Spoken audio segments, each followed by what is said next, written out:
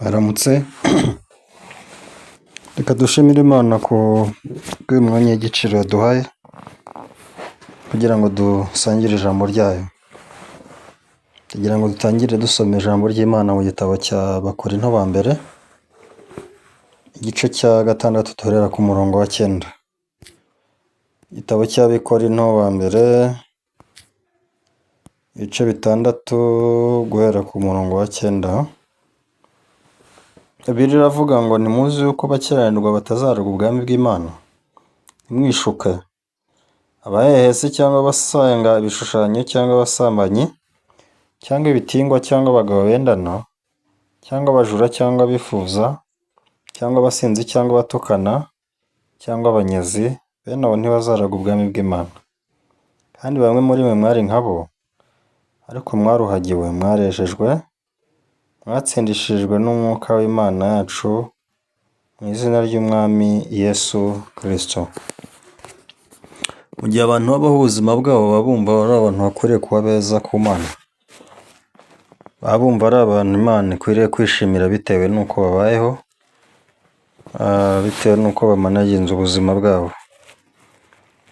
Hakabaho kwibwira ko mu gihe babayeho neza cyangwa se mu gihe babayeho ubuzima bwiza butunganye, aribwo Imana izabemera kandi ikabumva mu gihe bayisenga.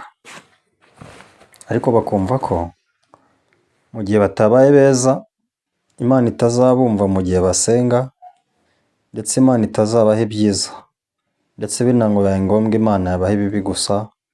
Imana yareka ingorane zikabageraho, indwara zikabageraho, gupfa no gupfusha bikabageraho. Ibyo bigatuma abantu babana n'ubwoba bwinshi mu mitima yabo, igihe cyose bahangayikiye yuko ubuzima bwabo butatunganye. Rero baba bumva ko ubuzima bwabo igihe budatunganye baba bababaje Imana. Bandi magambo nayo igomba kubababaza kubera ko nabo bayibabaje. Ariko birakwiriye ko abantu bamenya Imana yo kwizerwa iyo ari yo. Imiterere y'Imana ni iyihe? Kuko mu gihe abantu badasobanukiwe neza imiterere y'Imana, bituma hari ibintu byinshi bayibeshyaho, bityo bigatuma ubusabane bwayo nabo butabaho uko byari bikwiriye kumera. Ariko Imana ni ikintu abantu bakiringiye bakumva bafite amahoro kandi batekanye kurusha ikindi gihe cyose bigeze gutekana. Ariko mu gihe bayifiteho urujijo, hari byinshi batabisobanukiweho, nubwo bagakwiriye kubaho batekanye kandi bishimye, bazabaho ubuzima budafite ibyishimo, bazabaho ubuzima budatekanye, kuko imitima yabo idahujwe n'Imana by'ukuri. Rero ntabwo ari twe duhuza umutima wacu n'umutima w'Imana, kuko ntabwo twabishobora. Ikintu cya mbere na mbere tugomba gukora ni ukubanza tukamenya ubushake bw'Imana ku buzima bwacu. Ese koko ubushake bw'Imana ni uko Imana ishaka ko mba umuntu mwiza kuri yo? Ese ubushake bw'Imana ni uko Imana ishaka ko mba umwizerwa cyane kurusha abandi kuri yo? Ese koko Imana ibishaka ko nubahiriza imirimo itegetswe n'amategeko yose nk'uko amategeko ayitegeka? Nyuma ngo Imana ibone kunyemera, ibone kunyishimira? Abantu bakwiye kwibaza ibibazo nk'ibyo, hanyuma bakagera ku mwanzuro w'ukuri. Ariko reka tuvuge iki? Bibiliya ntabwo itubwira ngo, cyangwa se ntabwo idutegeka ngo nimutaba beza ku Mana, Imana nayo ntabwo izabishimira. Birumvikana amategeko, hari imirimo ategeka gukora, hari ibyo atubwira gukora n'ibyo tutagomba gukora. Ariko ntabwo dukwiye kumva ko ibyo amategeko atubwira gukora kuko dukwiye kubikora kugira ngo Imana itwemere. Ahubwo dukwiye kureba ngo ese ibyo amategeko atubwira gukora turabishobora cyangwa turabikora? Ugiye gusubiza amaso inyuma ukareba niba ubishobora mu by'ukuri 100% nk'uko amategeko yabigusabye. Ariko kandi nusanga utabikora nk'uko amategeko abigusaba 100%, uzongere ubaza ikibazo mu mutima wawe ngo ese kuki ngerageza kubikora ntibikunde? Ni ukubera iki? Ese zaba ari intege nke zanjye? Ese byaba ari uko amategeko akomeye ku buryo ntabasha kubahiriza? Ni ikihe kibazo gihari? Ibyo ngibyo umuntu aramutse abigezeho cyangwa se akagera kuri urwo rwego rw'imitekerereze, hari ikintu kimwe ashobora gutahura.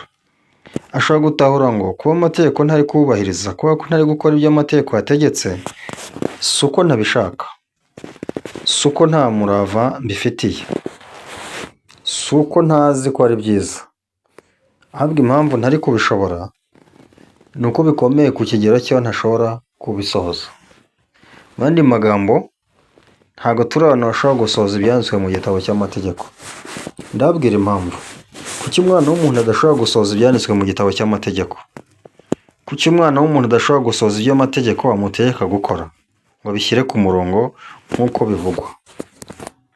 Impamvu turasanga mu gitabo cy'Abaroma igice cya 8. Dusomye igitabo cy'Abaroma igice cya 8, hari amagambo avuga ngo, Abaroma 8, tuhasome umurongo wa 7. Abaroma igice cya 8 umurongo wa 7 uravuga ngo, kuko umutima wa kamere ari umwanzi w'Imana, kuko utumvira amategeko y'Imana ndetse ntushobora kuyumvira.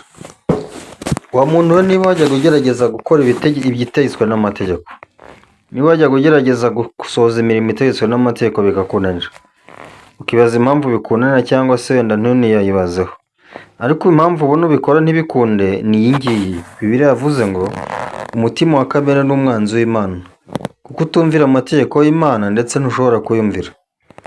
Twese abaturuka kuri Adamu, bene Adamu twese tuvukana umutima wa kamere. Uyu mutima wa kamere rero wanjye n'umutima wa kamere wawe ntago bitandukanye, byose ni bimwe, kuko aho bituruka ni hamwe, ni kuri Sekibi Satani.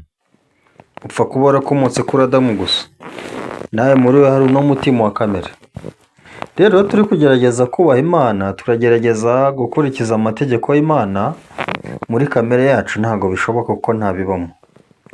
Niyo mpamvu tugomba kugera ku mwanzuro uvuga ngo ntabwo turi abantu bafite kamere ishobora kubaha Imana cyangwa se ishobora gusohoza ibyo amategeko yatubwiye gukora. Bivuze ngo umugisha w'Imana binyuze mu mategeko nta dushobora kubona, nta dushobora guhabwa, kandi niba umugisha tuwubuze, ubwo icyo tubonye ni umuvumo. Bivuze ngo binyuze mu mategeko icyo dushobora kubona ni uko tubona ko twahindutse ibivume.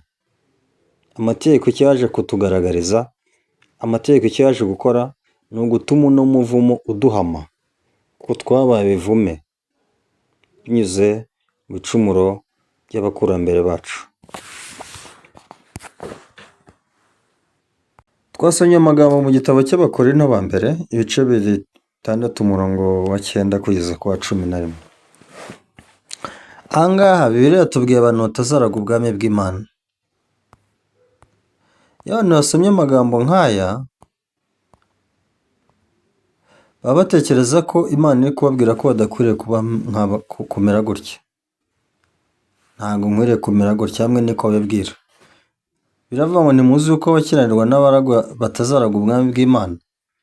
Ntimwishuke abahehesi cyangwa abasenga ibishushanyo cyangwa abasambanyi cyangwa ibitingwa cyangwa abagabo bendana. Iyo abantu basoma aya magambo, icyo bakora ni iki, cyangwa se ikibazamo ni iki? Ni uko bavuga ngo nzagerageza ne kuba umuntu umeze gutya kugira ngo ntazabura amahirwe yo kuraga ubwami bw'Imana. Nzagerageza ne kuba abakiranirwa. Nzagerageza ne kuba nk'aba bahehesi. Nzagerageza ne kuba nk'aba basenga ibishushanyo. Nzagerageza cyane ne kuba umusambanyi. Nzagerageza cyane ne kuba igitingwa. Nzagerageza cyane ne kuba umugabo wendana n'abandi bagabo. Nzagerageza cyane ne kuba umujura. Nzagerageza cyane ne kwifuza. Nzagerageza cyane no kunywa ibisindisha ngo umusinzi. Nzagerageza cyane ne gutukana. Nzagerageza cyane ntunyurwe n'ibyanjye ne kunyaga iby'abandi, kugira ngo ntazabura amahirwe yo kuraga ubwami bw'Imana. Nuko abantu bibwira mu mitima yabo no mu bitekerezo byabo, ariko ukuri ni uko ibyo bipfuye. Ahangaha icyo twagatahuye, icyo twakamenye ngo mu by'ukuri nubwo sinkwiye kugerageza kutaba umusinzi, sinkwiye kugerageza kutaba umuhehesi, ahubwo nkwiye kwakira ngo njyewe ndi umuhehesi muri kamere yanjye. Ko twabonye ko kamere muntu ni umwanzi w'Imana, Uko Imana iri n'uko kamere iri biratandukanye cyane, birahabanye. Kimwe n'umwanzi w'ikindi. Ntabwo wabwira umutima wa kamere rero ngo nugerageza kubaha Imana, ntiwabishobora kuko ntabiba muri wo. Ni nko kubwira ifi ngo nigende ibeho mu gihuru, mu bihuru, genda irishe. Cyangwa se ukabwira intare ngo genda ujye uba mu mazi, utungwe n'ibyo kurya byo mu mazi. Ujye woga, wibere hasi mu kuzimu kw'inyanja. Ibyo ntiyabishobora kuko ntabwo ari bwo buzima bwayo. Siko yaremwe, siko kamere yayo imeze. Kamere y'ifi ni uko igomba kuba mu mazi ubuzima bwayo bwose. Nimo yirirwa, nimo irara, nimo isinzirira. Izi uko yasinzira mu mazi kandi ntirohame. Ntabwo biyivuna kuko niko iremye, niko ubuzima bwayo. Kamere zacu nazo rero ntiziremye mu buryo bwaho zishobora kubaha Imana cyangwa se kumvira Imana no kuyizera. Kubera iki? Kamere muntu ni Satani wuzuye neza neza. Aha ngaha rero ikintu tugomba kumenya ngo dukwiye kubaho bitandukanye n'uko aya magambo avuga. Ahubwo dukwiye kumenya ngo muri kamere yacu uku nguku niko tumeze, ni nako kamere zacu zisa. Aha ngaha ikintu biri gushaka kutwereka ni ukudusunikira ku cyo bita ubuntu bw'Imana. Aha ngaha Imana irashaka kutwigisha ubuntu bw'Imana icyo ari cyo. Niyo mpamvu hano mu murongo wa 11 aravuga ngo kandi bamwe muri mwe mwari nkabo, ariko mwaruhagiwe, mwarejejwe, mwatsindishijwe n'umwuka w'Imana yacu mu izina ry'Umwami Yesu Kristo. Ariko bamwe muri mwe mwari nkabo. None se niba twari nkabo n'iki cyahindutse? Icyahindutse si uko dusa. Icyahindutse si imigirire n'imico yacu, ahubwo icyahindutse ni imitima yacu. Kuko tumaze kumenya ko tudashobora gutsindishizwa n'imirimo itegetswe n'amategeko, nta kindi twakoze usibye kumenya ko Yesu Kristo yaje kuduhesha ubuntu bw'Imana. Yaje mu isi arapfa, amaze gupfa, nyuma yo gupfa arahambwa arazuka. Azutse adutsindishije. Iki cyonyine nicyo gituma duhagarara imbere y'Imana tudatsinzwe n'urubanza cyangwa tudakozwe n'isoni. Icyo cyonyine nicyo gishobora gutuma Imana yemera abantu, gishobora gutuma yemera umuntu. Bisubiremo, ntabwo Imana yemera umuntu kubera ko yabaye mwiza kuri yo, ahubwo Imana yemera umuntu kandi ikamwishimira igihe amenye ko Kristo ari we waje agahuza ikiremwa muntu n'Imana. Bivuze ngo misiyo ya Yesu yo guhuza umuntu n'Imana yarayikoze 100%. Ntabwo yamunaniye, ntabwo yabaye nka ya business yananiranye, ahubwo icyo Yesu yaraje gukora yishyiye mu ngiro kandi kiratungana. Twebwe bane icyo tugomba gukora rero ni ukwizera ko icyo Yesu Kristo yakoze gitunganye kandi yagitunganyije iteka ryose. Bivuze ngo turaba kwemerwa n'Imana cyangwa se twemewe n'Imana. Nta gihari cyo gukora ngo twemerwe n'Imana, ahubwo igihari ni uko tugomba kwemera ko twemewe n'Imana. Ntitwemerere umunsi cyangwa ejo, ahubwo itwemera by'iteka ryose. Kuko urupfu rwa Yesu Kristo rwaduhinduranye bazima nawe, umuzuko waduhinduranye bazima nawe. Binyuze mu rupfu rwe, ibyaha byacu byose byarejejwe kandi byera nk'urubura. Niyo mpamvu Imana iyo twitegereje ntibona ibyaha byacu, ahubwo ibona amaraso ya Yesu Kristo. Kuko amaraso Yesu Kristo yatwikiriye ibyaha byacu imbere y'Imana, mu maso y'Imana. Icyo gituma Imana itwita abakiranutse n'abaziranenge. Iki kigatuma Imana itwita abatariho urubanza. Iki kigatuma Imana itwita abera, abakiranutsi ndetse batunganye. Ibi ni byo bituma duhabwa impano ariyo Mwuka Wera. Kandi Umwuka Wera yamaze kugera kuri twe, mu gihe tumaze kwakira imbabazi z'Imana, tuba tuvutse ubwa kabiri. Bivuze ngo ntituba tukiri aba kamere, ahubwo tuba twahindutse ibindi biremwa bishya muri Yesu Kristo. Tuba twahindutse abaremwe n'Imana, babyawe n'Imana.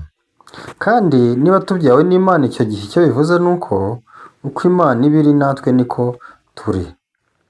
Niba Imana ari yera n'abana bayo barera, niba Imana ikiranuka n'abana bayo barakiranuka. Bibiliya iratubwira ngo nk'uko igiti cy'umuzabibu, nk'uko igishyitsi ari cyera ngo n'amashami niko ari, ngo kandi nk'uko ifu y'umuganura ari yera ngo n'irobe ryawo niko riri. bishatse kuvuga ko Imana ntiyaba ari iyera ngo abana bayo babe bakiranutse, abanyabyaha. Imana ntiyaba ikiranuka ngo abana bayo babe abanyabyaha. Iyo Imana ari iyera, abana bayo barera. Yatwejeje ryari? Yatwejeje binyuze mu rupfu rwa Yesu Kristo ku musaraba. Binyuze muri uriya rupfu, binyuze muri uriya mubabaro Yesu yagize, Imana kuri yo yaratwejeje. Bivuze ngo ku Mana yo turera. Abikomanga mu gituza ngo ni abanyabyaha, babiterwa no kutizera isezerano ry'Imana iduha kubw'amaraso ya Yesu Kristo. Rero mu gihe tutizera isezerano Imana iduha kubw'ibyaha byacu, nta kindi kintu gishobora kudukiza. Nta kindi kintu gishobora kuduhesha ibyiringiro. Nta kindi kintu gishobora kuduhesha amahoro. Kuko icyatwaduhesheje amahoro turi kucyanga, turi kugikumira. Ntabwo turi kucyemera nk'ukuri. Ariko ukuri ni uko binyuze muri Yesu Kristo, imbere y'Imana turi abera, turi abakiranutse, kandi turi intungane. Ibi ntaho bifite bihuriye n'ibyo twakoze. Ibi ntaho bifite bihuriye n'uko tubayeho. Ibi ntaho bifite bihuriye n'uko tugaragara. Cyakoze bifite aho bihuriye n'igikorwa cya Yesu Kristo ku musaraba. Imana iturebye uyu munsi, ibona nta cyaha gihari cyo kuturega. Ibona dutunganye. Ko Imana ntabwo ishobora kuducira urubanza rubi. Iyo iturebye iravuga ngo mwebwe muri intungane muratunganye. Uramutse ubajije Imana ngo se Mana ushingira ku cyo unyita intungane itunganye, yakubwira ngo sinshingira ku cyo wakoze icyo ari cyo cyose. Sinshingira ku kubayeho uko ari ko kose. Ahubwo kimwe nshingiraho ni umusaraba wa Yesu Kristo. Kimwe nshingiraho ni urupfu rw'umwana wanjye ndetse n'umuzuko we. Binyuze muri ibyo gusa mbasha kukubona nk'intungane itunganye imbere yanjye. Reka twibaze, Imana yavuze ko utunganye. Ese ninde wundi wavuguruza ibyo Imana yavuze? Ntawe. Yesu ubwo yari ari mu nzu, yagiye kubona abona bamuzaniye ikirema gihetswe n'abantu bane. Ntabwo baba bashobora kubona ahantu bamunyuza ngo bamugeze kuri Yesu, kuko ari amadirishya ndetse n'imiryango byose byaba bihagazemo abantu. Bigira inama yo kuzamuka hejuru ku nzu, bapfumura igisenge, banyuzamo ya ngobyi barayimanura bayigeza kuri Yesu hasi aho yari ari mu nzu. Ubwo yakubitaga amaso kino kirema, yarakibwiye ngo mwana wanjye ibyaha byawe urabibabariwe. Uku nguku niko yamubwiye, mwana wanjye ibyaha byawe urabibabariwe. Abantu batangiye kwiburanya mu mitima yabo ngo ese uriya ninde, ngo kiriya ni igiki, ngo uriya ninde wigereranya, ngo ninde ushobora kubabarira Imana usibye Imana yonyine, ibyaha usibye Imana yonyine. Ariko Yesu amenya ibiri mu mitima yabo ibyo ari byo. Arangije arababaza ngo ese mutangajwe nuko mbwiye ko ibyaha byawe bibabariwe? Ikintu yaje gukora ni uko atamukijije ibyaha gusa, ahubwo yamukijije na bwa bumuga bwe. Yarabwiye ngo ngaho haguruka wikorere ingobyi yawe utahe. Wa muntu waje ahetswe na bane adashobora kugenda, aherako arahaguruka aragenda. Abafarisayo babirebesha amaso yabo. Bamwe barumiwe, abandi birabababaza.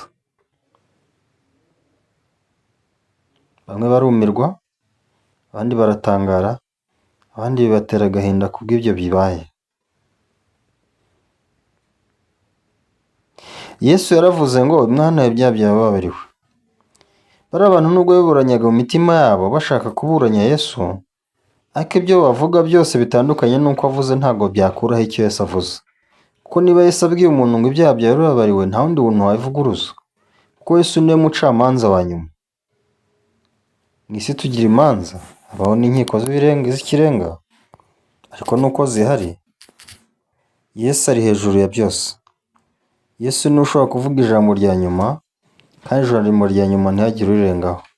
Rero niba Yesu akubwira ko uri umukiranutsi, ninde wundi waza avuguruza ibyo Yesu avuze?